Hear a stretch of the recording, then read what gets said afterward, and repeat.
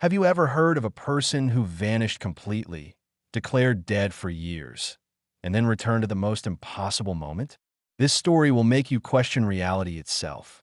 Stay with me till the end, because what happened on Flight 709 that stormy night was something no one could explain.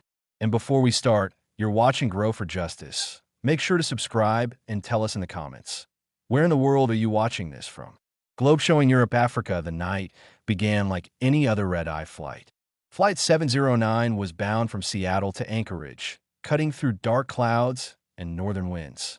The passengers were calm, chatting softly, unaware that within a few hours, they'd witnessed something that would be talked about for decades. The pilot, Captain Harris, had been flying for 22 years. Confident, experienced. But tonight, something about the air felt different. Even the co-pilot, Jason, kept glancing at the storm radar, muttering about turbulence that wasn't supposed to be there. And seated quietly in row 17, near the window, was a man named Dr. Alan Rivers, a forensic investigator returning home after closing one of the most haunting missing person cases of his career. The woman he had declared legally dead 7 years ago, Captain Amelia Cole, a brilliant pilot who disappeared mid-flight over the North Pacific. No reiki, no signal, nothing. She had become a ghost story in aviation circles. But Dr. Rivers had signed her death certificate himself, convinced she was gone forever. Little did he know, that decision was about to haunt him in the most chilling way. About 2 hours into the flight, turbulence hit, sudden, violent, unpredictable. The seatbelt signs blinked, coffee spilled, passengers gasped. Then the overhead lights flickered once, twice, and went out for a few seconds.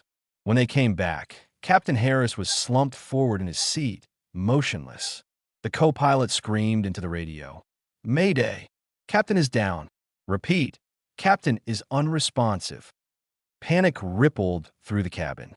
Flight attendants ran forward. Passengers whispered prayers. Dr. Rivers jumped from his seat, pushing toward the cockpit, flashing his credentials. He knew CPR. He knew emergency response.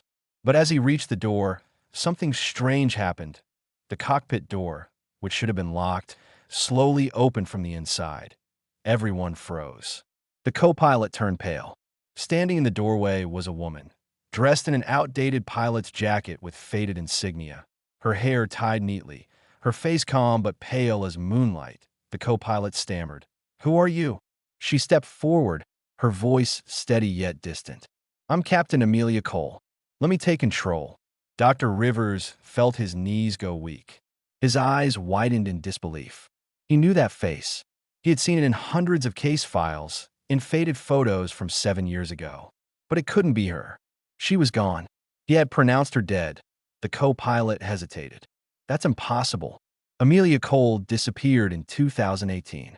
She ignored him, slid into the captain's seat, and began stabilizing the aircraft with fluid, professional precision. The alarms ceased. The shaking subsided. The plane leveled out like it was obeying her alone. Passengers were still screaming in the cabin. The attendants tried to calm them down, but one peeked into the cockpit and froze. "That can't be her," she whispered. She's the ghost pilot." For the next 20 minutes, Flight 709 flew smoother than it had all night. Amelia's hands moved across the controls like she had never left. She adjusted flaps, recalibrated the autopilot, and guided the plane through the worst of the storm. Jason, still trembling, kept glancing at her. Every time he tried to speak, she gave a calm order, precise, confident. Then Dr. Rivers, his voice shaking, finally asked, "Where have you been?" She didn't look at him. "Somewhere I was never meant to survive. Somewhere beyond the storm." Her words made no sense, but there was no time to question. The instruments were flickering again. Lightning illuminated her face through the cockpit window, and for a split second, he could swear she looked transparent. Jason noticed too. "You're not real, are you?" he whispered.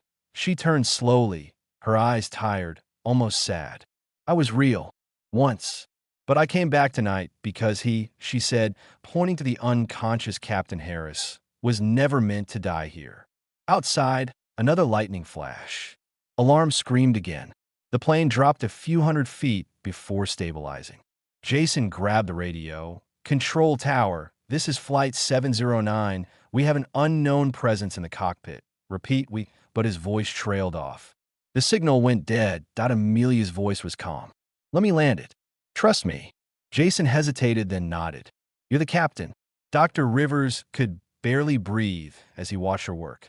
Her movements were graceful, instinctive, like she was one with a machine. The runway lights of Anchorage finally appeared in the distance. She whispered to herself, "Let's go home." The landing was perfect, smooth, flawless. Not a single passenger was injured.